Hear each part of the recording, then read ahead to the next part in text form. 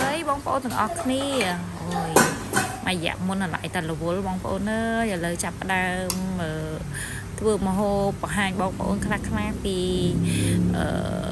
ngàyนี้ខ្ញុំធ្វើស៊ុបត្រីជាមួយនឹងប្រហិតត្រីហើយរបៀបធ្វើងាយងាយបងប្អូនខ្ញុំមានលាយប្រហិតសាច់គោជាពិសេសតួអង្គសំខាន់ថ្ងៃហ្នឹងគឺសាច់ត្រីនេះ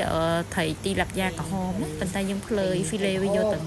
តាសាច់គេដកឆ្អឹងដកអីចេញអស់ហើយនឹងប្រហិតត្រីនោះគឺយើងដំលាយគ្រឿងធម្មតាបងប្អូនដូចរូបណានឹងហើយខ្ញុំយកមកលាយគ្រឿងវាដាក់ស្គរប៊ីចេងតិចរោតម្សៅស៊ុបរ៉ូឌីអូលីវហើយដាក់មួយស្លឹកខ្ទឹមជាពិសេសម្រេចហើយត្រីនេះគឺយើងប៉មខ្ទឹមមកឲ្យឈ្ងុយដាក់ពីលើវាអញ្ចឹងណាបងប្អូនហើយសម្រាប់ទឹកស៊ុបខ្ញុំដាក់រ៉ូឌីស្ករប៊ីចេងហើយដាក់រសជាតិមកយើងល្មមអញ្ចឹងណាទឹកត្រីអីអញ្ចឹងទៅដាក់ចូលទៅរសជាតិមកល្មមយើងក៏ចាប់ផ្ដើមទឹកពុះយើងដាក់សាច់ត្រីប្រហិតត្រីផុសយើងដាក់ចូលអញ្ចឹងណាបងប្អូនលេខរូបអញ្ចឹងទៅអានេះយើងធ្វើលក្ខណៈសាមញ្ញញ៉ាំនៅផ្ទះជុំគ្រួសារយើងអញ្ចឹងណាបងប្អូនហើយអាហារមួយមុខនេះខ្ញុំធ្វើអត់សូវដុតគ្រឿងទេដោយសារតែយើងញ៉ាំដើម្បីសុខភាពអញ្ចឹងណាហើយនិយាយទៅវាដូចរូបអញ្ចឹងបងប្អូនអើយនិយាយទៅយើងអាចញ៉ាំមេឃត្រជាក់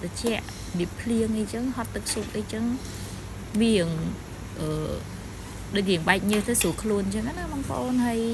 នេះទឹកស៊ុបយើងក៏វាពុះជាមួយនឹងប្រហិតមានប្រហិតត្រីប្រហិតសាច់គោសាច់ត្រីហើយខ្ញុំលាយបាក់សៀកបន្តិចហើយនឹងដាក់ការ៉ុតចូលដែរបងប្អូនបន្ទាប់ពីប្រហិតយើងឆ្អិនហើយយើងក៏ចាប់ផ្ដើមដាក់បន្លែផាយើងមានដូចរូបអញ្ចឹងខ្ញុំមានផ្សិតម្ជុលស្ពៃបូកូស្ពៃជើងទាហើយលាយជីយើងជីនឹងវងជីណាហើយជាពិសេសមកអមអញ្ចឹងណាបងប្អូនហើយតកួននេះយើងអញ្ចឹងទៅនឹងហើយ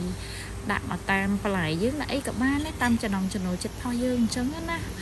អូយបងប្អូនអើយកាត់តរៀងខុសបន្តិចហ្នឹងអានេះchắcកន្លែងស៊ុបវិពុះ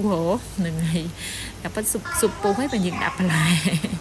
កាត់តរៀងខុសបច្ចេកទេសតិចហើយបងប្អូនហើយថ្ងៃហ្នឹងខ្ញុំមានតែប៉ុណ្្នឹងទេបងប្អូនអញ្ចឹងបើសិនជាចង់ធ្វើញ៉ាំអីអាចធ្វើញ៉ាំបានទាំងអស់គ្នាបងប្អូនហ្នឹងហើយអរគុណច្រើនជម្រាបលាជួបគ្នានៅវីដេអូក្រោយៗទៀតបងប្អូនកុំភ្លេចចូលទៅទស្សនាទាំងអស់គ្នាណាបងប្អូនព្រោះឋានធ្វើវីដេអូយូរដែរហើយអាឡៃរវល់អញ្ចឹងណាបងប្អូនអរគុណច្រើន